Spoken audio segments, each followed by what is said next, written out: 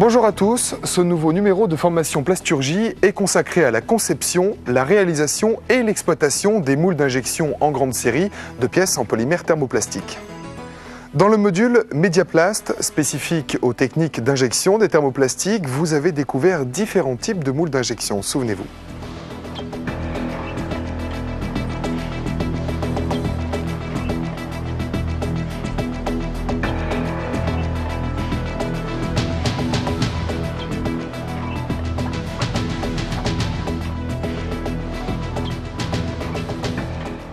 Dans l'industrie de la transformation des matières plastiques, ce sont les moulistes qui conçoivent et réalisent les moules, appelés également outillage, à partir desquels les plasturgistes moulent par injection des pièces utilisées dans tous les secteurs d'activité. Voici donc quelques exemples de pièces injectées que vous connaissez tous.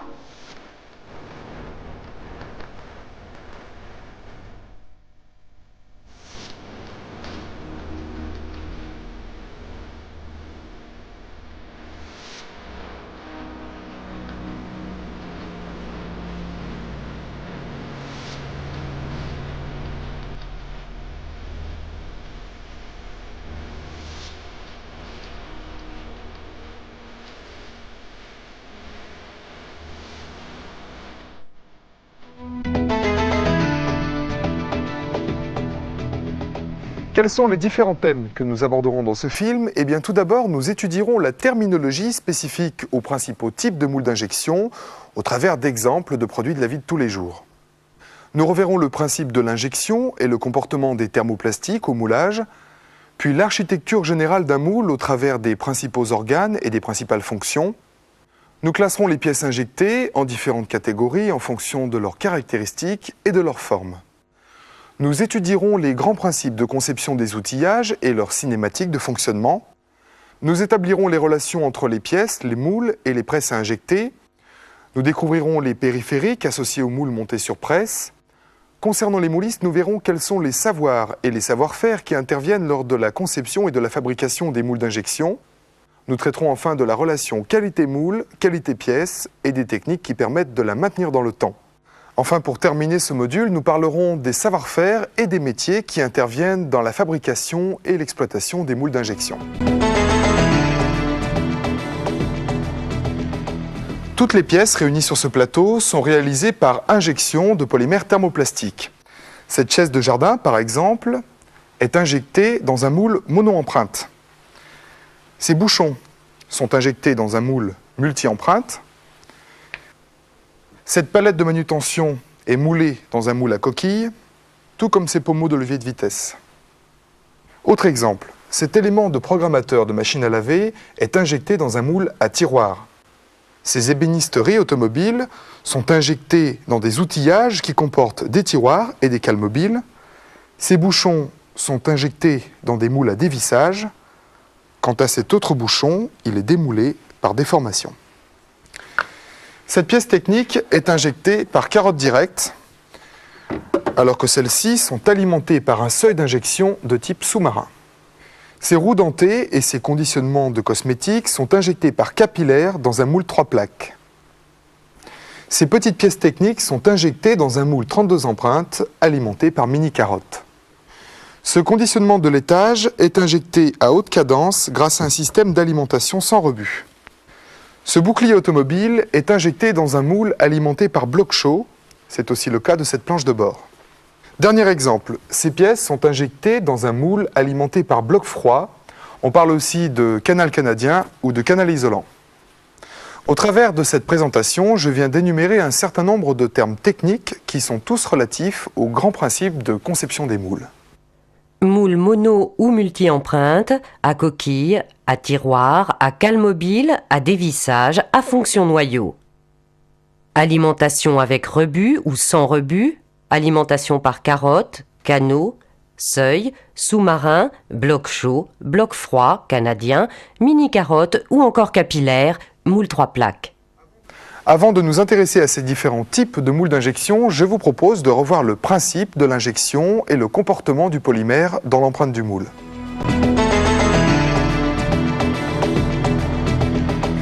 Dans le module Injection des thermoplastiques, vous avez découvert le principe de l'injection d'un polymère dans un moule, souvenez-vous. Fermeture et verrouillage du moule. Avance du ponton, la buse presse vient au contact de la buse moule. Injection du polymère fondu dans l'empreinte du moule. Solidification de la pièce au contact du métal froid.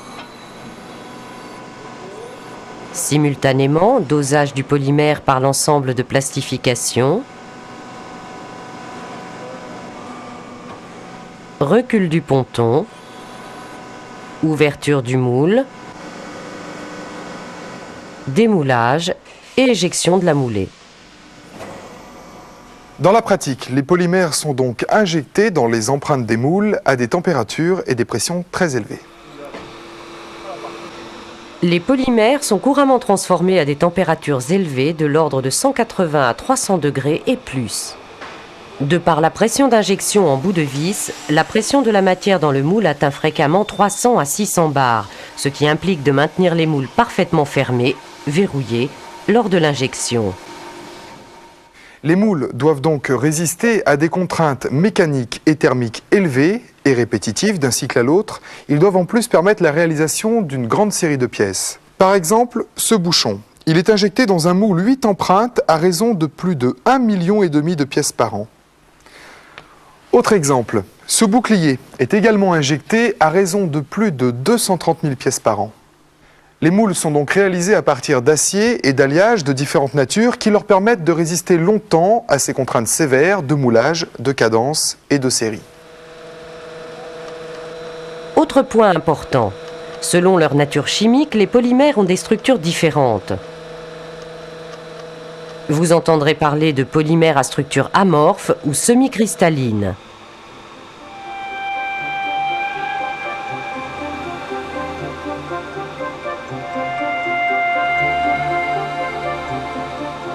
Ces structures ont une incidence directe sur la contraction volumique du polymère dans le moule lors de son passage de l'état liquide à l'état solide. Vous entendrez couramment parler de retrait volumique, thermique, différentiel ou encore de post-retrait. Prenons l'exemple de ce bouchon en polypropylène. Si nous essayons, après injection, solidification du polymère et stabilisation, de le replacer dans les empreintes du moule, que constatons-nous? De par le phénomène de retrait, ce bouchon cylindrique a un diamètre intérieur inférieur à celui de l'empreinte mâle. Son diamètre extérieur est également inférieur à celui de l'empreinte femelle. Notons pour terminer que cette pièce présente des dépouilles qui facilitent son démoulage. Tout comme la nature des polymères, la forme des pièces a une incidence directe sur la conception des moules d'injection. Vous entendrez fréquemment parler de pièces d'aspect mat, lisse, brillant, grainé, de pièces de petite ou de grande taille, des pièces complexes comportant des parois à épaisseur variable, des nervures, des contre-dépouilles externes ou encore des contre-dépouilles internes. D'une façon générale, les caractéristiques des pièces, leur position par rapport au plan de joint du moule, les séries, les cadences de fabrication et la nature du polymère injecté ont une influence directe sur la conception de l'outillage. Je vous propose maintenant de nous intéresser à l'architecture générale d'un moule. En général, les moules d'injection sont constitués de deux parties. Voici deux moules d'injection. Ces outillages comportent une partie fixe et une partie mobile. Elles sont séparées par un plan de joint.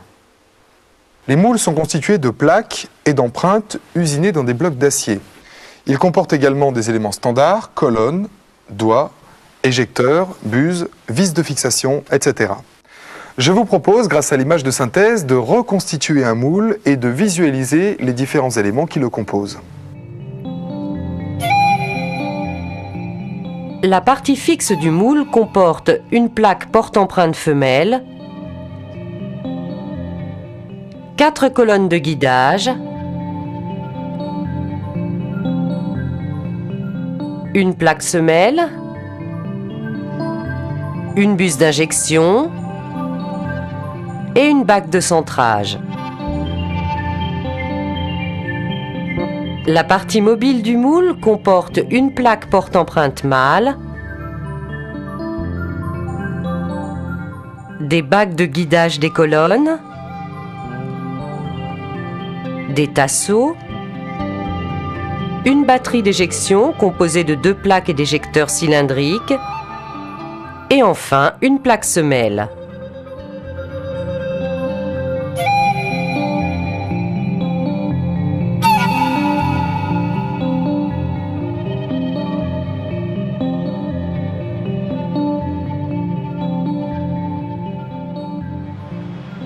Voici la carcasse du moule.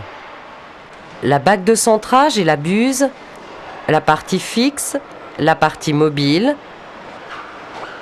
le plan de joint et les empreintes, la batterie d'éjection et les éjecteurs. Lors du moulage d'une pièce injectée, ces différents organes remplissent plusieurs fonctions. Regardez. Lors du montage du moule sur la presse, la bague de centrage positionne la buse moule dans l'axe de la buse presse. Les plaques semelles permettent le bridage des 2 parties du moule sur les plateaux de la presse. Les colonnes de guidage assurent le positionnement des 2 parties du moule et donc des empreintes mâles et femelles.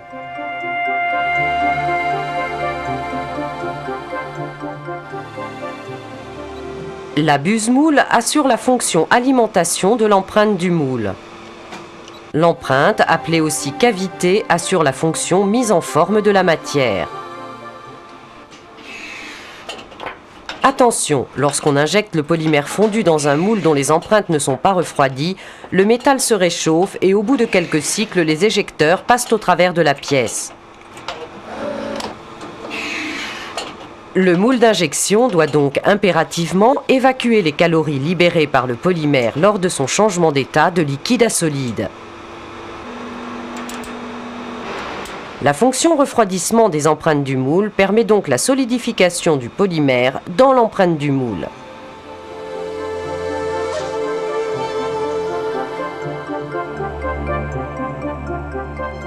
Après démoulage et éjection de la pièce, le moule se referme. Attention, lors de la fermeture du moule, les éjecteurs de faible diamètre risquent de marquer l'empreinte ou de se détériorer. La batterie d'éjection est donc équipée de rappels de batterie qui ramènent les éjecteurs en position moulage.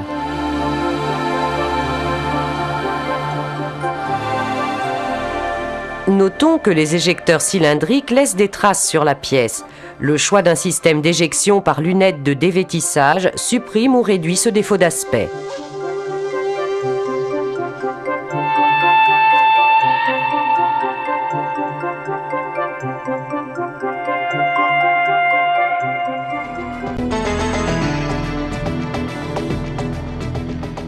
Comme nous l'avons vu au début de ce film, dans la plasturgie, les spécialistes ont pour habitude de désigner les moules d'injection par rapport à leur système d'alimentation et aux techniques de démoulage des pièces.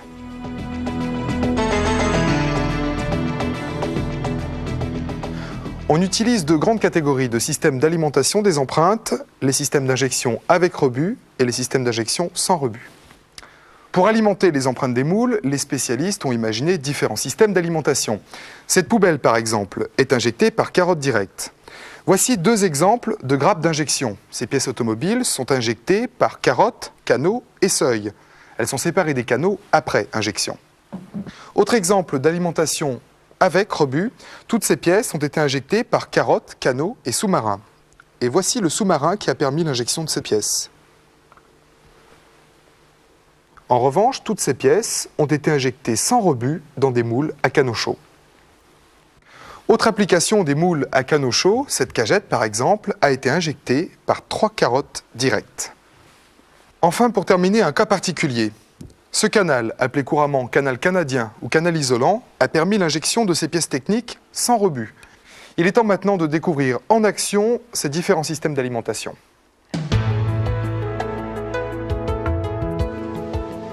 Cette pièce électrique est injectée dans un moule mono-empreinte alimenté par une carotte, des canaux et des seuils de type sous-marin.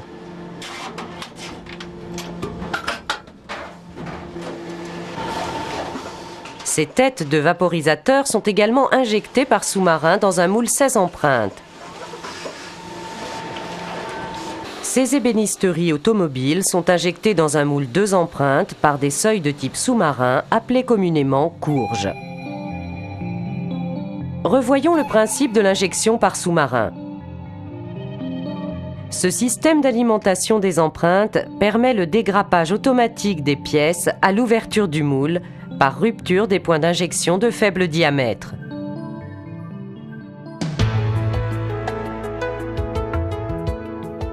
Ces bouchons, ces pignons, ces conditionnements pour cosmétiques ont été injectés par capillaire dans un moule 3 plaques. Le capillaire, c'est un seuil d'injection cylindrique de très faible diamètre. Voici la moulée, les pièces et le rebut. Ces conditionnements de cosmétiques sont injectés par capillaire dans un moule 3 plaques. Ouverture du moule au niveau du plan de joint carotte, puis au niveau du plan de joint pièce. Éjection de la carotte et démoulage des pièces.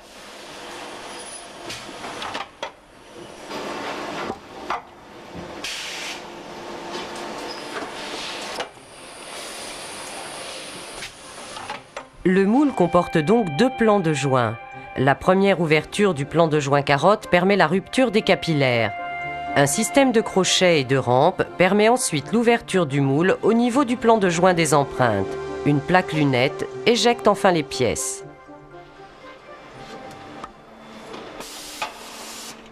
Ces pignons, surmoulés, sont également injectés par capillaire dans un moule 3 plaques.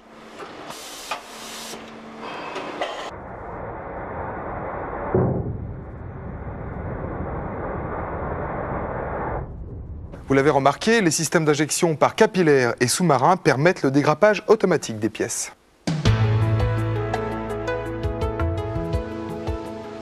Ce bouchon fileté est injecté par capillaire dans un moule 8 empreintes alimenté par bloc chaud.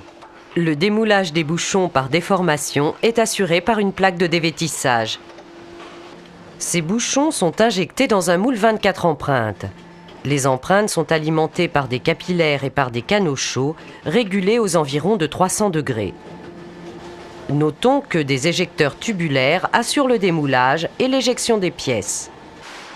Voici un exemple de bloc chaud démonté et les busettes chauffantes.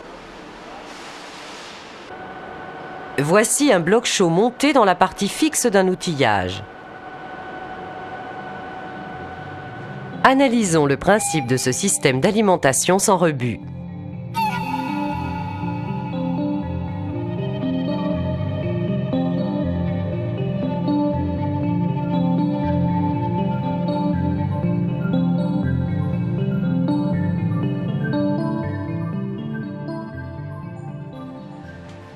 Ce moule 32 empreintes assure l'injection en grande série de petites pièces techniques en polyacétal. Ce moule est équipé d'un système à canaux chauds avec alimentation des empreintes par mini-carotte et sous-marin.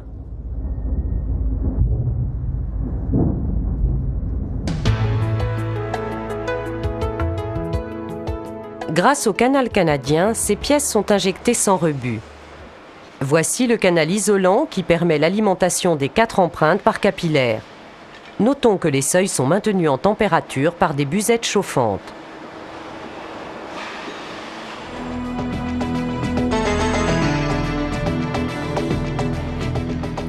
Après les différents systèmes d'alimentation, intéressons-nous aux différents principes de démoulage des pièces.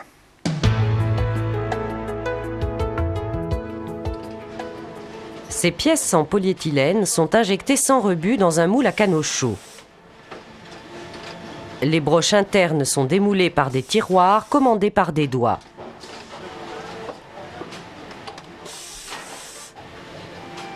Voici les empreintes, les 2 tiroirs qui portent les broches et l'un des 4 doigts de commande des tiroirs. Cette pièce comporte une contre-dépouille externe démoulée par broche et tiroir. Observez.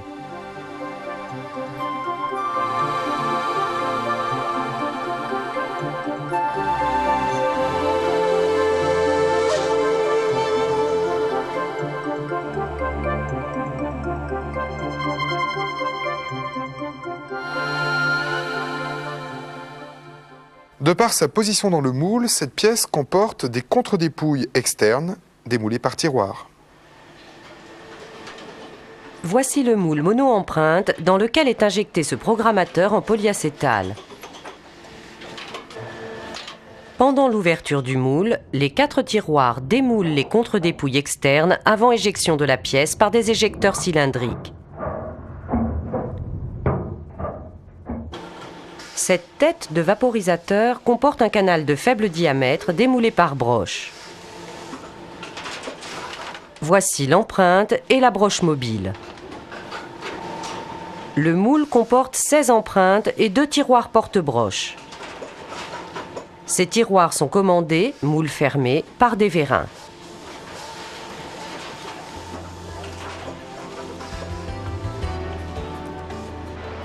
Autre exemple, ce moule d'injection de pignon comporte 8 tiroirs, actionnés chacun par 2 doigts lors de l'ouverture et de la fermeture du moule.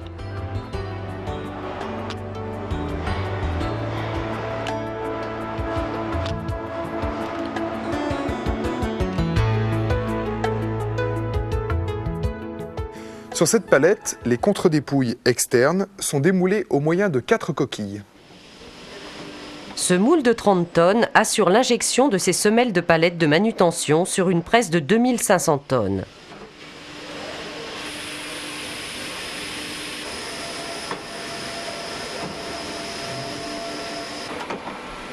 Voici, côté fixe, les 4 coquilles commandées par vérin qui permettent le démoulage des contre-dépouilles externes en début d'ouverture du moule. De par sa position dans le moule, la forme extérieure de ce pommeau de levier de vitesse est démoulée par coquille.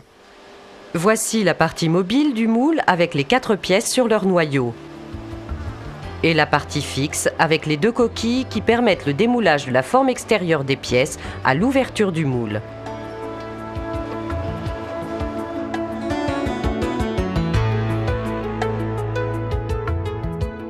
Cette ébénisterie automobile comporte des contre-dépouilles externes. Elles sont démoulées par tiroir. Cette pièce comporte des détails de forme appelés contre-dépouilles internes qui empêchent son démoulage. Démoulage des contre-dépouilles externes par tiroir pendant l'ouverture du moule. Démoulage des contre-dépouilles internes par cale mobile. Voici la position de la pièce supérieure dans l'empreinte femelle et sur l'empreinte mâle.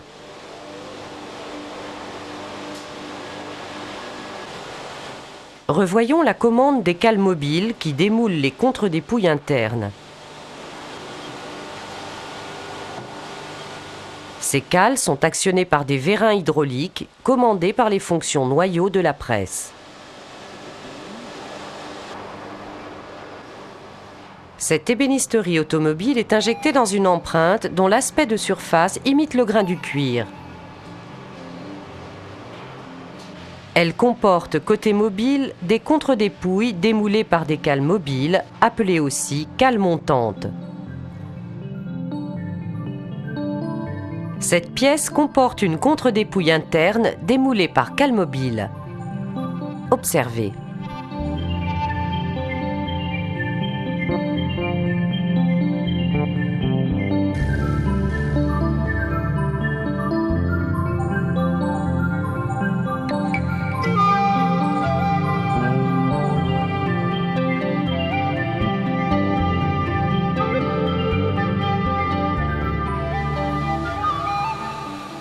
Ces autres ébénisteries sont injectées dans un moule 2 empreintes qui présente un plan de joint de forme. Cette pièce comporte des contre-dépouilles que l'on démoule par des cales mobiles, que l'on appelle en général fonction noyau. Voici les fonctions noyaux qui permettent le démoulage des contre-dépouilles. Ces noyaux mobiles sont actionnés par des vérins hydrauliques. Notons que ces pièces galbées sont démoulées par des éjecteurs de forme.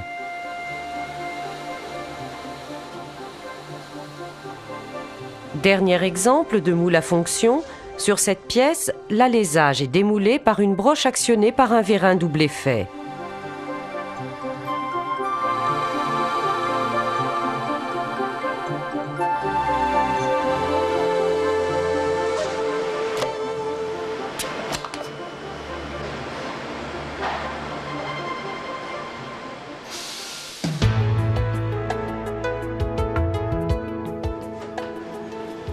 Ce capot électrique comporte 6 filetages.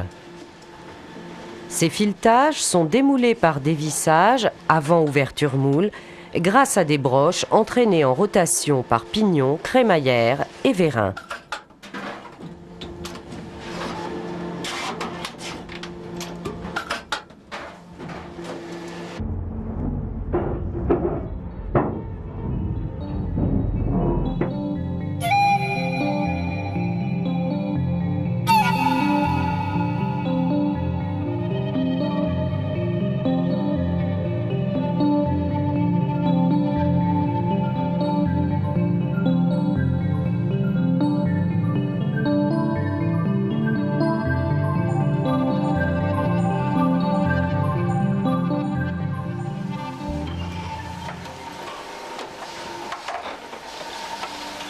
Ce moule de bouchon comporte 8 empreintes, un plan de joint de démoulage de la carotte, un système de dévissage par pignon avec moteur hydraulique et un plan de joint de démoulage des pièces. Notons que l'ouverture du moule se fait en 3 étapes.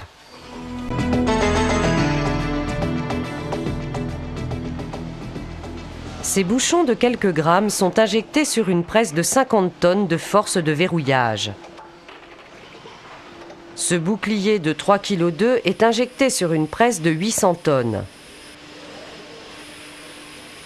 Cette palette est injectée sur une presse de 2500 tonnes. Toutes ces pièces injectées sont caractérisées par leur masse et leur surface frontale. Ces caractéristiques des pièces conditionnent directement le choix de la presse à injecter, sur laquelle on adapte le moule, en termes de force de verrouillage et de capacité d'injection. Votre formateur vous donnera des exemples concrets. Notons que les presses à injecter sont dotées d'un système de sécurité qui évite la détérioration du moule dans le cas où les pièces ne seraient pas correctement démoulées et éjectées. Regardez. Cette presse est équipée d'une sécurité outillage par basse pression. Observez.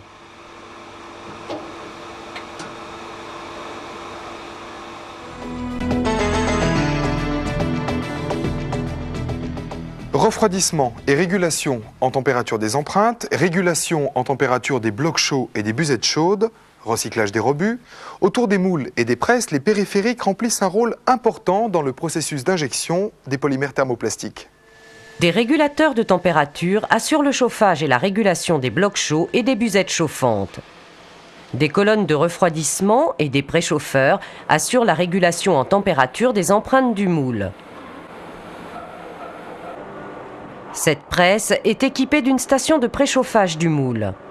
Avant montage sur presse, le moule est régulé en température par 2 préchauffeurs et des régulateurs. Ce concept permet de réduire les temps de changement de fabrication. Dernier exemple de périphérique, ce dispositif permet le recyclage des rebuts.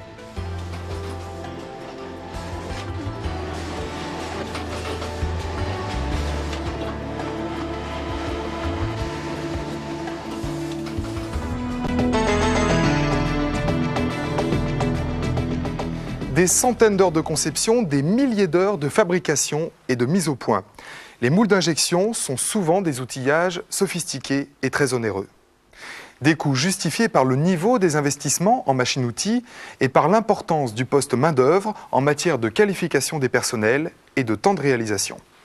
Je vous propose maintenant de découvrir les principales techniques de réalisation de ces outillages. Dans les bureaux d'études, la CAO permet la conception des pièces en 3D et la conception des moules en 2D. La FAO permet le calcul des trajectoires d'outils et donc la définition des programmes qui vont ensuite piloter les fraiseuses à commande numérique.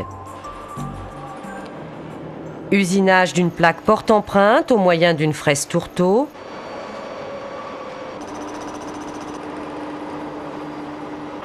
Usinage d'un logement d'empreinte au moyen d'une fraise-boule. Électroérosion par enfonçage d'un détail d'empreinte au moyen d'une électrode en graphite.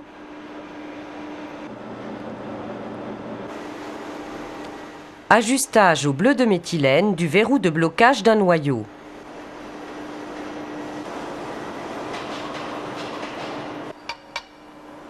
Contrôle de l'ajustage des pièces au moyen de jauges calibrées. Assemblage final du moule, de ses fonctions hydrauliques, électriques et de ses systèmes de régulation. Polissage des empreintes.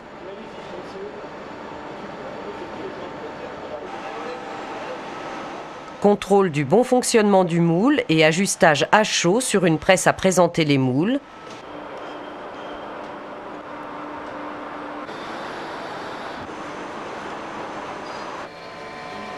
Perçage d'une plaque sur fraiseuse à commande numérique. Rectification plane. Rectification de profil. Usinage de pièces sur tour à commande numérique. Fraisage d'une électrode en cuivre. Programmation de la position de l'électrode sur la machine d'électroérosion. Électroérosion par enfonçage ou électroérosion par fil.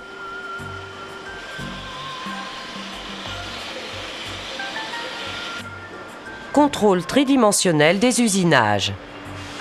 Voici quelques-uns des savoirs et savoir-faire qui interviennent de la conception à la réalisation des moules d'injection.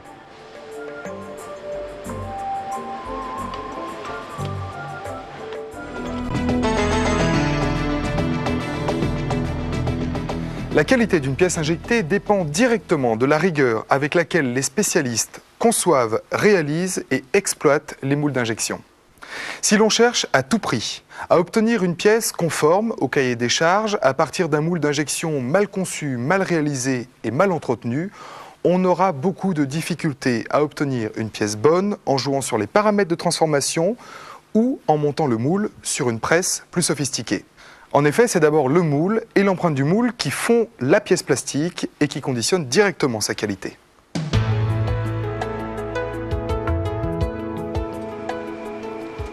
Toutes les 8 heures, ce moule reçoit un entretien préventif sur presse.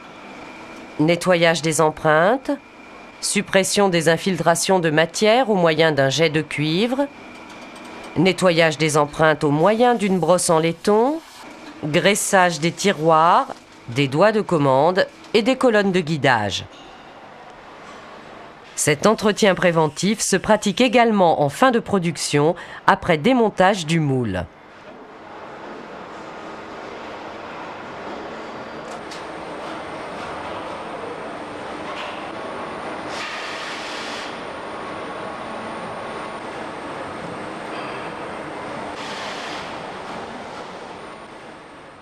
Vous l'avez compris, la maintenance régulière et préventive des moules est donc l'un des garants de la pérennité des outillages et de la constance de qualité et de conformité des pièces dans le temps.